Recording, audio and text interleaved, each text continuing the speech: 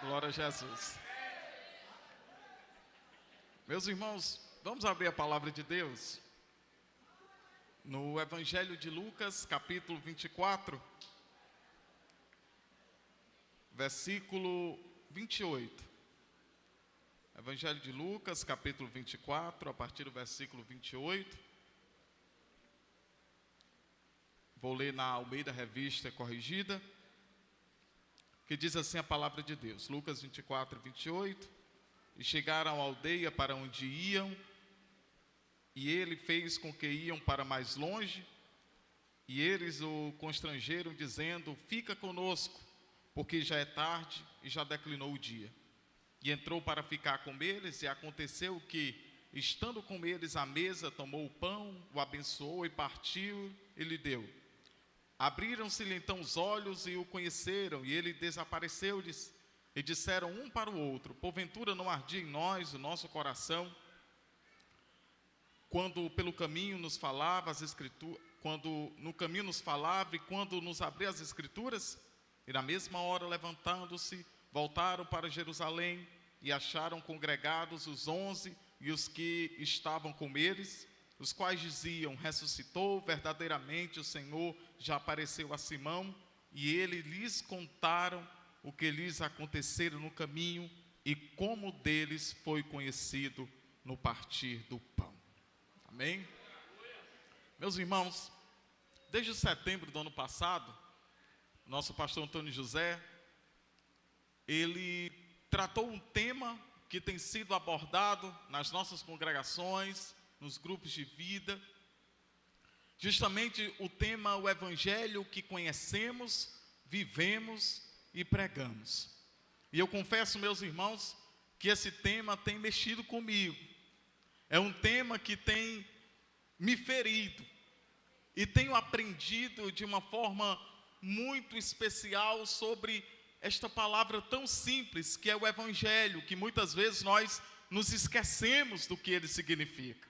E sob essa mesma ótica, não saindo desse tema do nosso ministério Templo Central, eu quero falar sobre o que nos ensina o Evangelho de Cristo. O que nos ensina essa boa nova, porque Evangelho é isso, é uma boa notícia. E quando nós olhamos o contexto desse capítulo 24, a partir do versículo 13 de Lucas, nós vemos, meus irmãos, que já era o domingo da Páscoa. Jesus já havia ressuscitado, a sexta-feira da paixão já havia também acontecido. E esses dois discípulos decidem sair de Jerusalém, que era o quartel-general, a cidade de paz, justamente para uma aldeia, para um lugar pequeno chamado Emaús. Eles já tinham recebido a notícia de algumas mulheres que Jesus havia ressuscitado. O próprio apóstolo Pedro foi lá no túmulo, observou que havia alguns lençóis ali, mas o corpo de Jesus não estava no túmulo. Ele então, ainda talvez sem acreditar, ficou admirado pelo testemunho das mulheres e pelo corpo de Jesus que não estava no túmulo. Mas esses dois discípulos decidem sair desse lugar, desse quartel-general, para essa cidade pequena, para essa aldeia. E a distância de Jerusalém para Emaús era mais ou menos 11 quilômetros, 2 horas a pé, caminhando. E esses homens, então, você pode acompanhar comigo no versículo 13, quando diz: e eis que no mesmo dia, iam 2 deles para uma aldeia que distava de Jerusalém 60 estádios, cujo nome era Emaús. Aqui nós observamos, meus irmãos, de que o Evangelho nos ensina que as nossas escolhas também terão consequências.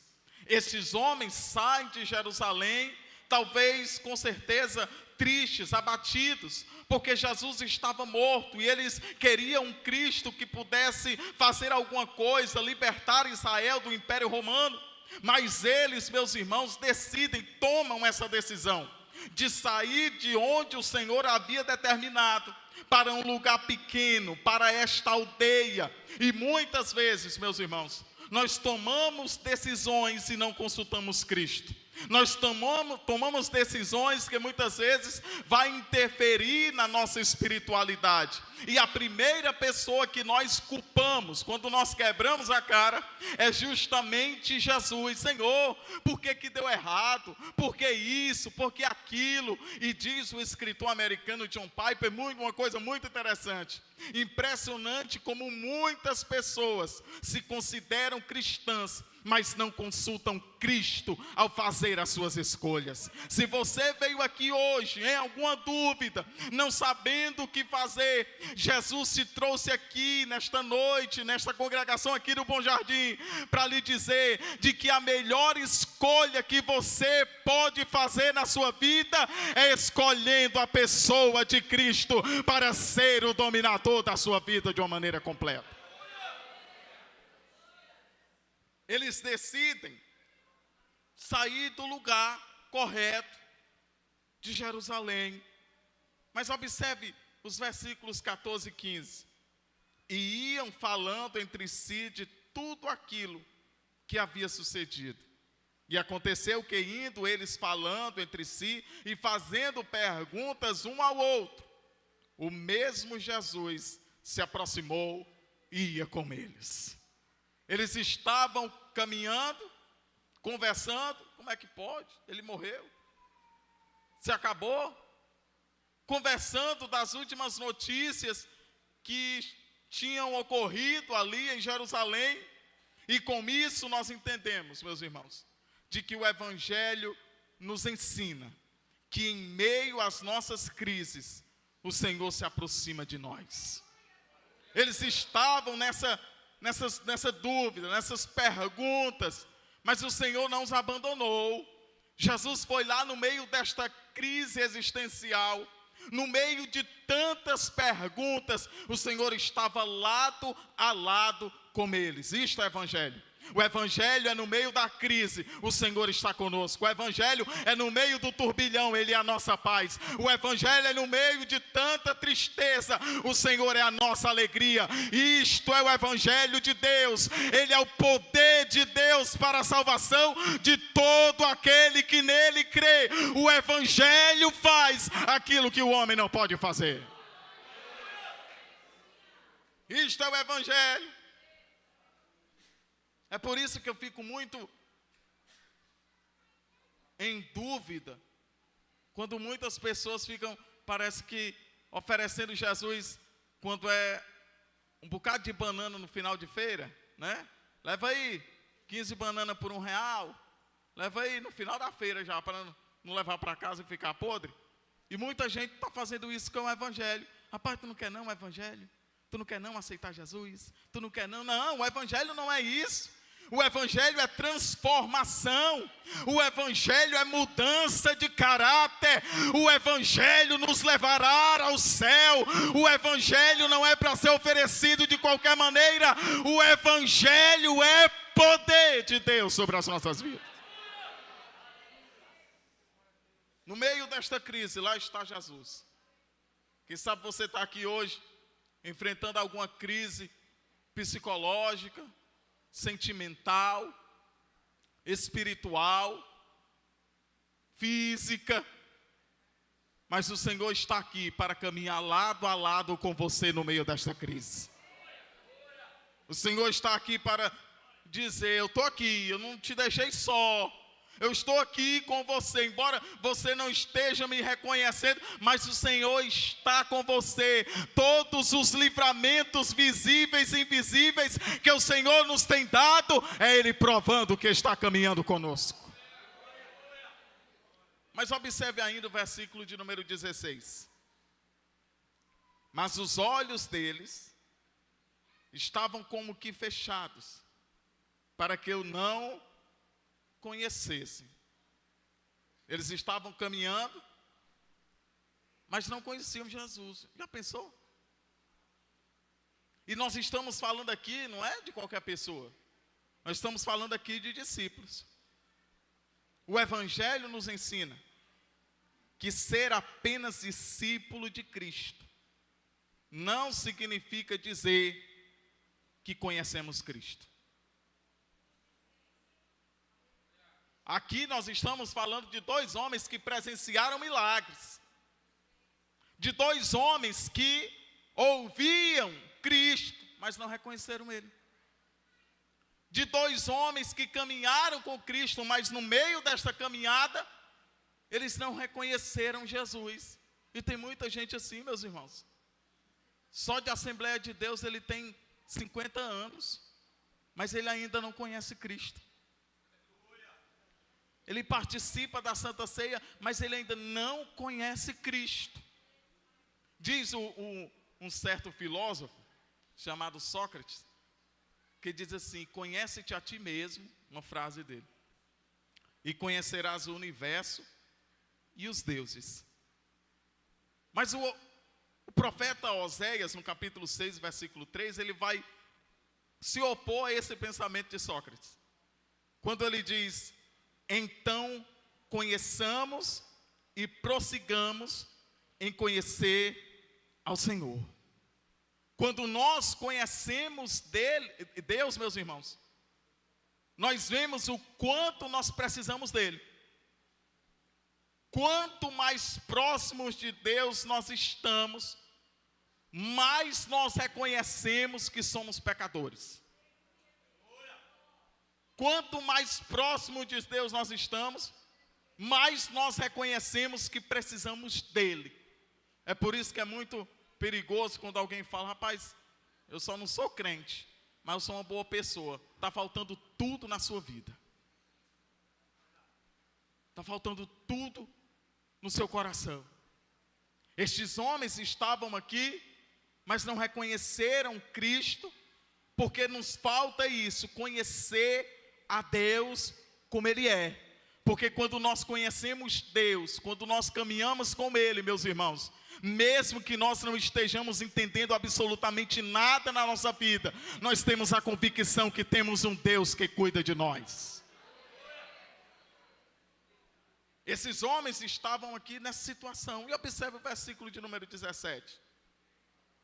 E eles lhes disseram, Jesus dizendo: que palavras são essas que caminhando trocais entre vós, e por que vocês estão tristes? Sabe o que o Evangelho nos ensina? Que não estamos isentos de tristezas e dificuldades. Muito pelo contrário. Esses homens aqui eram crentes, eram discípulos, mas eles estavam tristes. Às vezes nós pensamos: rapaz, agora eu sou crente, e às vezes eu tenho até saudade de quando eu não era crente, porque quando eu não era crente, nem liso eu era. Hoje em dia eu não tenho mais dinheiro para nada, né? Rapaz, eu tenho até saudade de eu fazer emprestar. Tem gente ainda que está me devendo os cruzados ainda. É porque eu dava e nem me lembrava mais para receber. Hoje, na época do Pix, meu Deus, eu olho a conta, é tudo negativo, né? Tudo me ligando, cobrando. Por que acontece isso, meus irmãos? Nós estamos aqui no mundo, mas nós não somos daqui. Aqui nós temos enfermidades, temos, e se o Senhor quiser curar, Ele cura, mas se não quiser curar, até o final da vida, levando a enfermidade, não tem problema, porque Ele é maior do que qualquer enfermidade. Ele é Deus, Ele é Jesus, Ele é o nosso Senhor.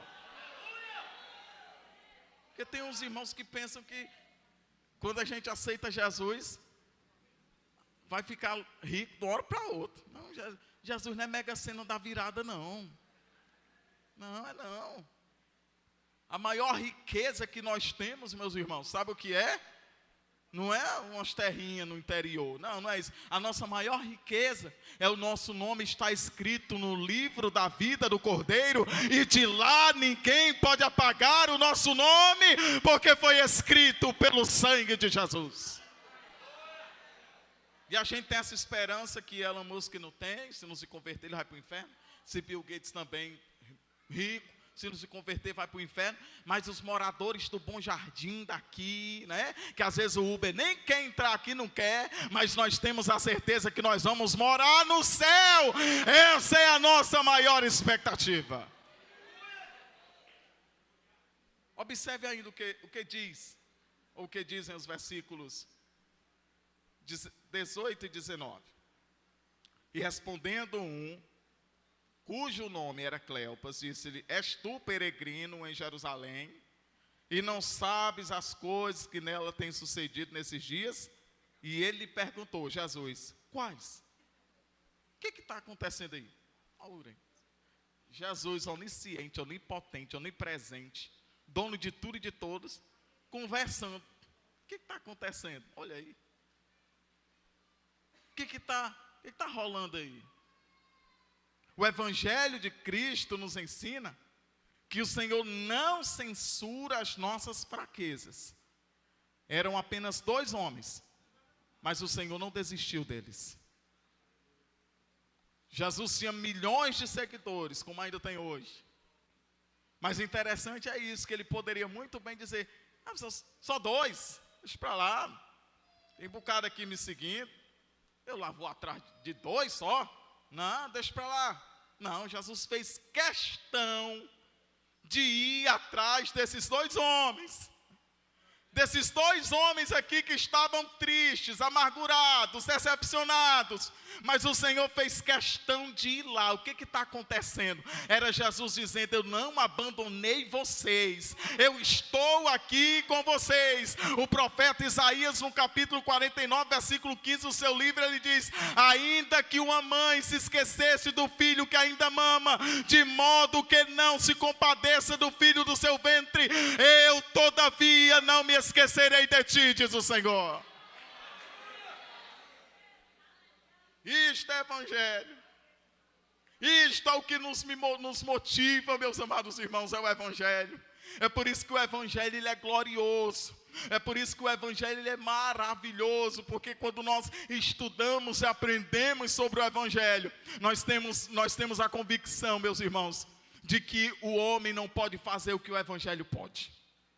Porque se você olhar para você aí, porque tem irmãos aqui mais antigos, do interior, que andavam com a peixeira, não, andava com 3 peixeiras e uma espingarda dentro das calças.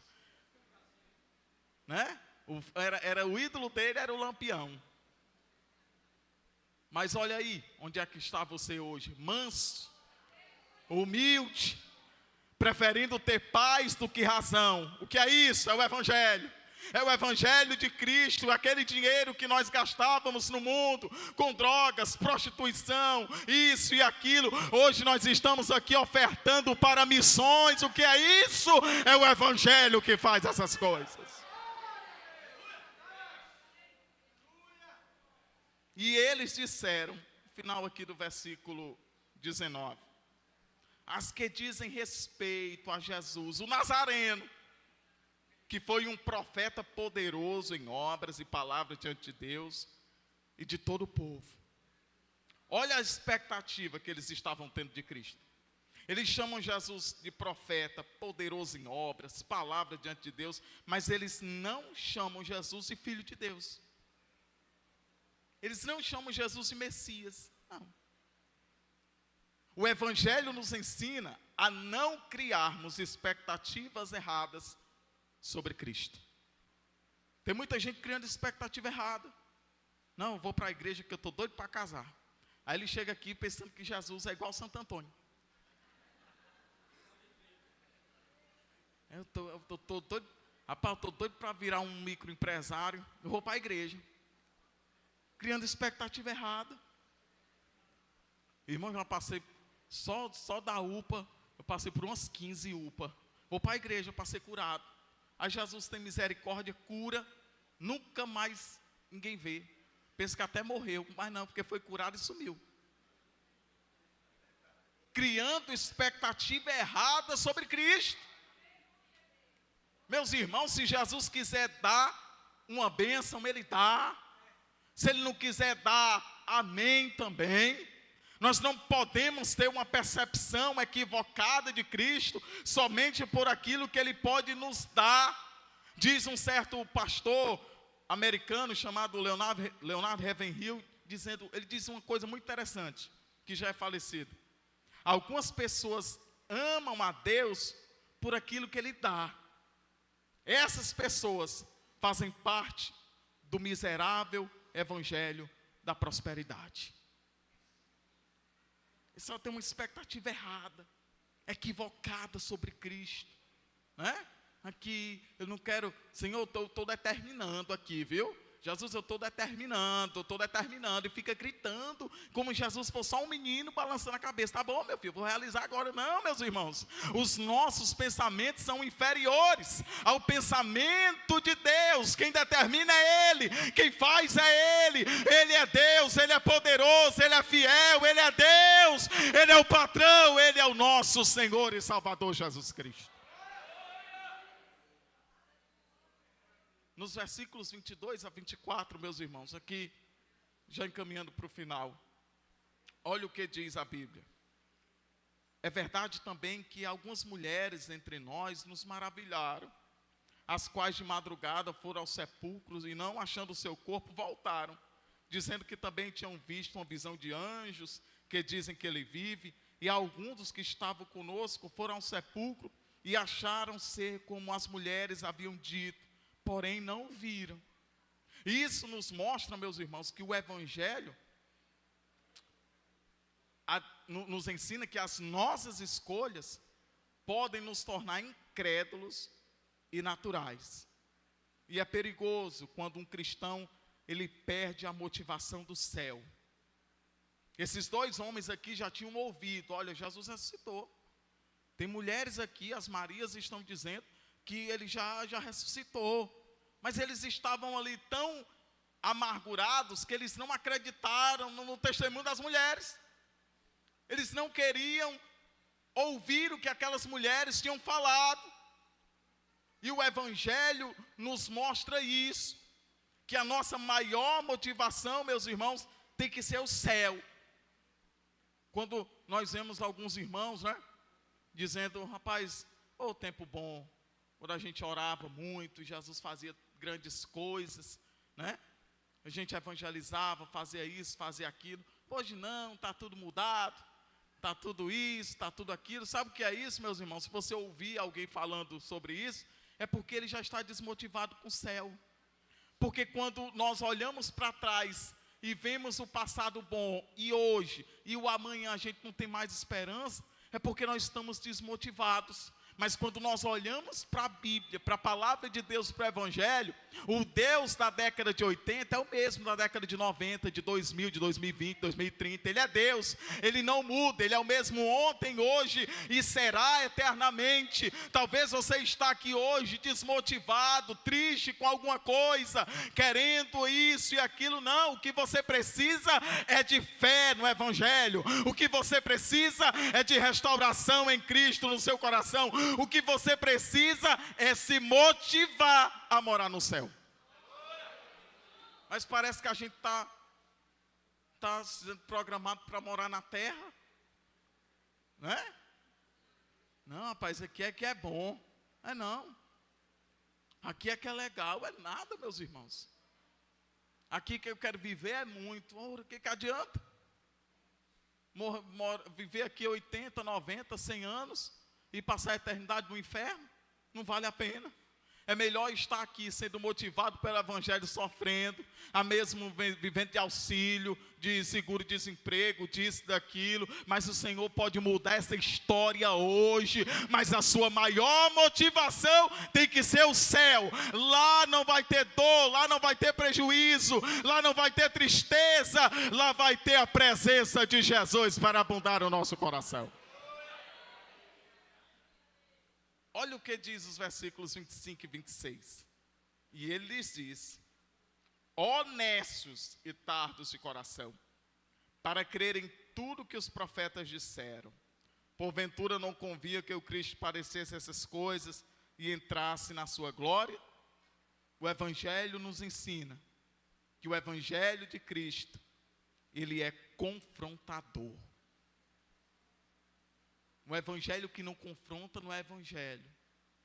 Disse o pastor Martin Lloyd Jones: o evangelho ofende aos homens, porque os obriga a se defrontarem consigo mesmos. O evangelho mostra que nós precisamos mudar. Se fosse para alguns crentes, Jesus pegasse o microfone e dissesse assim: Ei, seus nécios, ou seja, seus retardatários, tardos do coração. Rapaz, para que essa mensagem? Ou mensagem ignorante. Jesus está falando aqui com discípulos. Como vocês são retardatários. Como vocês não entenderam o que é o Evangelho. Como vocês não entenderam o tempo que vocês passaram comigo. Vocês não entenderam absolutamente nada. O Evangelho confronta. O Evangelho vê que nós precisamos mudar. E a palavra de Deus é esse espelho que nós olhamos para ela e vemos, olha, eu estou falando demais. Eu estou ouvindo o que não deve, eu estou andando por caminhos tortuosos. É o Evangelho que faz isso, é o Evangelho que confronta. Mas o Senhor lhe trouxe aqui essa noite não para lhe condenar, mas para dizer que Ele ama a sua vida e que você precisa mudar através do Evangelho de Cristo.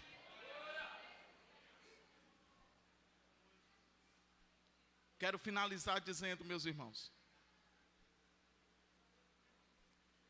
que no versículo 27, e começando por Moisés, olha aí, a aula de escola bíblica, começando por Moisés, por todos os profetas, explicava-lhes o que deles se achava em todas as escrituras, todo, um aulão de 2 horas sobre Bíblia. O Evangelho nos ensina justamente a aprendermos sobre as Escrituras. Nós chegamos num tempo, meus irmãos, e vivemos numa triste época, em que devemos também evangelizar os evangélicos. Nós estamos nessa época, que precisamos mostrar e ensinar. Às vezes nós nos preocupamos só com o mundo, em evangelizar o mundo.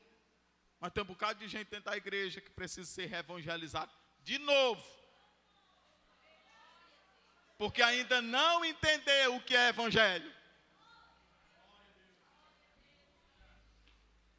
Quando chegaram até a aldeia, Jesus, como tivesse passando direto.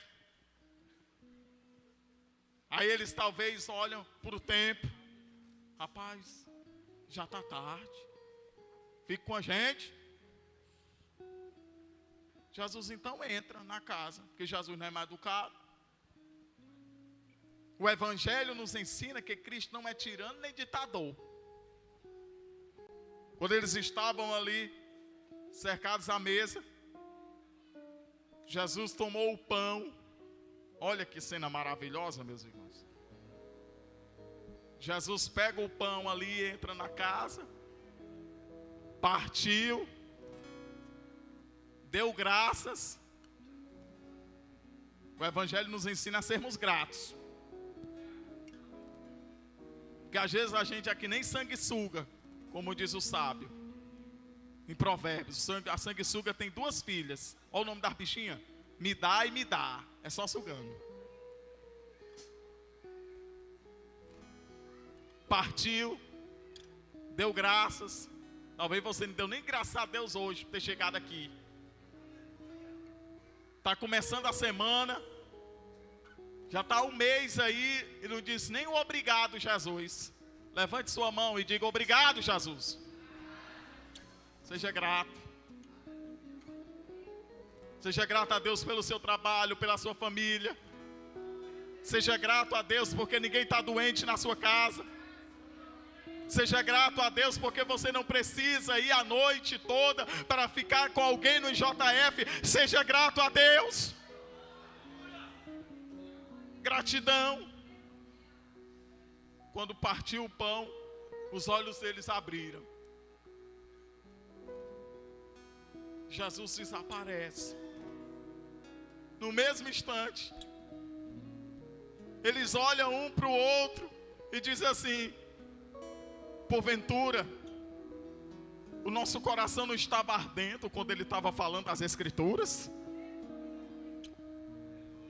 Olha o Evangelho. Olha o Evangelho. Às vezes o nosso coração está mais gelado do que um iceberg. Mas o Evangelho está aqui para aquecer esse coração velho. Eles se levantaram, porque desobediente é assim. Eles mal chegaram e já tiveram que voltar mais 2 horas andando. Vamos voltar para Jerusalém. De repente alguém olha aqueles homens e diz: ei, ele ressuscitou mesmo, viu? Ele apareceu. Eles então replicam dizendo: vocês não precisam mais falar absolutamente nada, porque ele estava conosco o tempo todo no caminho do Emaús. E eu gostaria, pastor, de orar pelos irmãos. Fique de pé nessa noite. Não quero passar o tempo. Não sei se tem algum.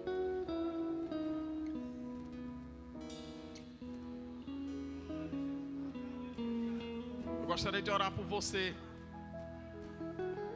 que quer aceitar Jesus ou se reconciliar nesse momento. Irmão, eu preciso de um conserto com Deus. Esse é o momento de você vir aqui. Eu preciso de reatar com Deus. Esse é o momento. Eu também gostaria de orar por você que está precisando de um fortalecimento espiritual sobre a sua vida. Venha para cá. Quem sabe você tomou alguma decisão que o seu coração tem sido perturbado, mas o Senhor lhe trouxe aqui hoje para perdoar a sua vida também. Gostaria de orar por você que está precisando de um restabelecimento espiritual, em nome de Jesus. Não perca essa oportunidade. Vem aqui, porque o Senhor tem algo para o seu coração. Venha para cá, porque a gente não vai demorar muito. Não perca essa oportunidade, né? Eu sempre gosto de falar isso. As oportunidades não foram criadas para serem desperdiçadas, e sim aproveitadas. E o Senhor lhe trouxe aqui hoje para restabelecer a sua vida espiritual, para renovar o seu coração. Quem sabe você está aqui hoje como esses discípulos de Emaús, mas o Senhor é fiel para lhe sustentar. Não vou perder a guerra, te louvar em meio às tentações. É mais que estratégia.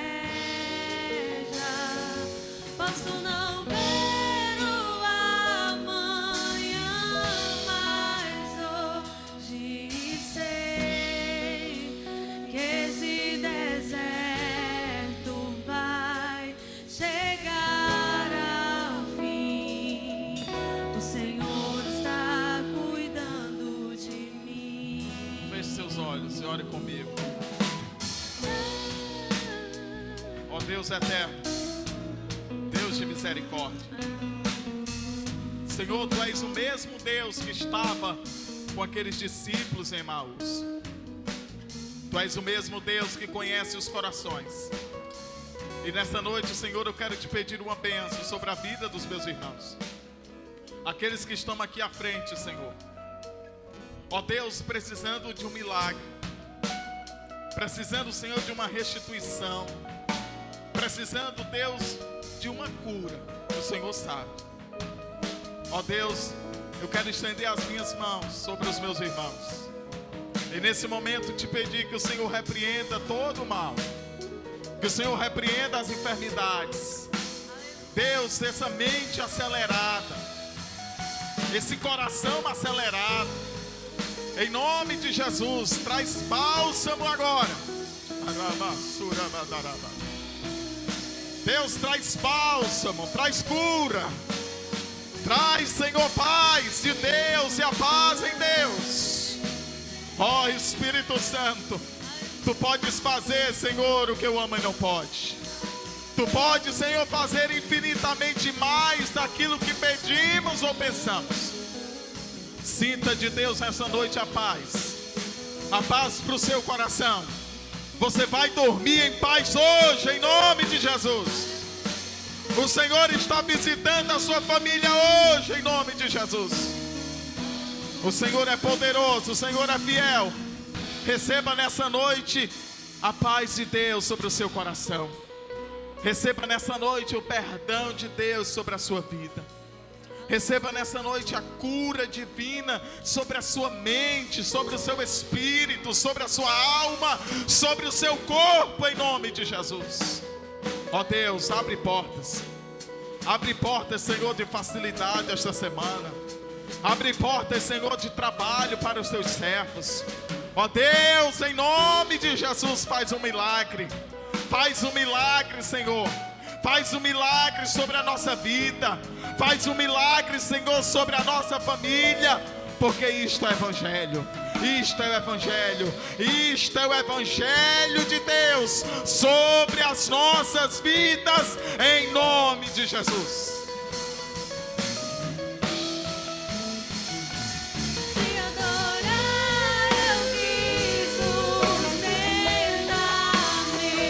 Erga as suas mãos. Vamos terminar cantando esse refrão, todo mundo junto. Te louvar em meio às tentações é mais que estratégia. Posso não ver o amanhã, mas hoje sei que esse deserto vai chegar. Por quê? O Senhor está cuidando. Você crê nisso? Você crê nisso que Ele está cuidando cada detalhe da sua vida? Que sustentar-me de pé. Não vou. Não vou perder Te louvar em meio às tentações é mais que estratégia. Posso não ver o amanhã, mas hoje sei que esse deserto vai chegar. Levante a mão assim, ó. Está cuidando de mim.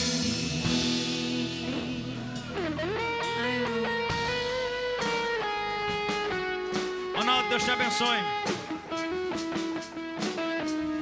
Meus irmãos, domingo, culto da família. Traga a sua casa inteira, traga a sua família, os seus amigos, seus familiares. Ali na saída a juventude está vendendo. É uma macarronada. Passe ali e ajude a nossa juventude. Erga assim a sua mão. Que a graça de nosso Senhor e Salvador Jesus Cristo, o grande amor de Deus nosso Pai, a comunhão e as consolações do doce Espírito Santo seja com todos vocês. E todos com alegria e fé digam amém. Pessoal que faz parte da banda